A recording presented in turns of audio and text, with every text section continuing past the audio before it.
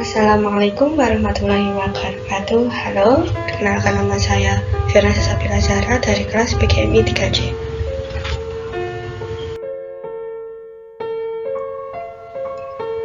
Pada mata kuliah kurikulum dengan pelajaran ini, saya akan menjelaskan inovasi pengembangan kurikulum. Yang pertama, saya akan menjelaskan tentang program belajar jarak jauh, manajemen berbasis sekolah, dan pembelajaran kontekstual.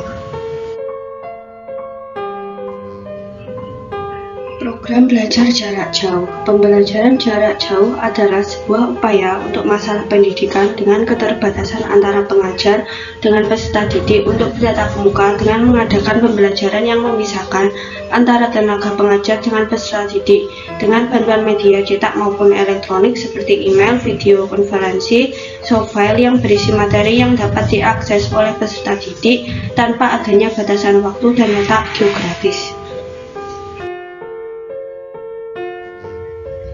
Manajemen berbasis sekolah merupakan strategi untuk mewujudkan sekolah yang efektif dan produktif. MBS merupakan paradigma baru manajemen pendidikan yang memberikan otonomi luas pada sekolah dan melibatkan masyarakat dalam kerangka kebijakan pendidikan nasional. Pembelajaran konseptual. Pembelajaran konseptual merupakan proses pembelajaran holistik yang bertujuan membantu guru dan siswa untuk mencari, mengolah, dan menemukan pengalaman belajar yang dikaitkan dengan kehidupan nyata melalui keterlibatan aktivitas siswa dalam melakukan, mencoba, dan mengalami sendiri sehingga siswa memperoleh ilmu pengetahuan dan keterampilan yang dapat diaplikasikan dan ditransfer dari suatu permasalahan ke permasalahan lainnya. Di pembahasan selanjutnya, saya akan menjelaskan tentang esensi inovasi, saluran komunikasi, faktor waktu, dan sistem sosial.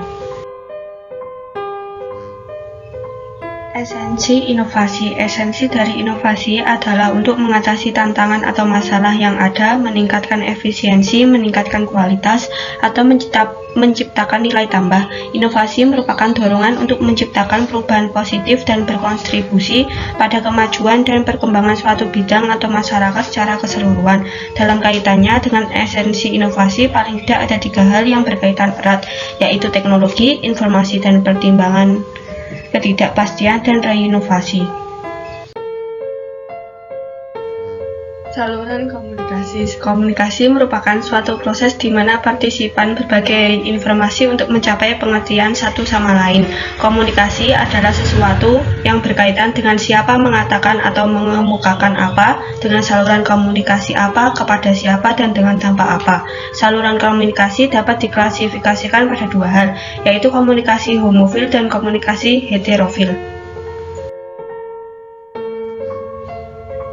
Faktor waktu. Waktu merupakan salah satu unsur penting dalam proses difusi. Proses keputusan inovasi dari mengetahui sampai memutuskan untuk menerima atau menolaknya dan pengukuhan terhadap keputusan ini sangat berkaitan dengan dimensi waktu. Dimensi waktu dalam proses difusi berpengaruh dalam hal proses keputusan inovasi, kepekaan terhadap inovasi, dan kecepatan penerimaan inovasi. Sistem sosial. Sistem sosial merupakan berbagai unit yang saling berhubungan satu sama lain dalam tatanan masyarakat dalam mencari tujuan yang diharapkan. Anggota suatu sistem sosial dapat berupa individu, kelompok informal, organisasi, atau subsistem.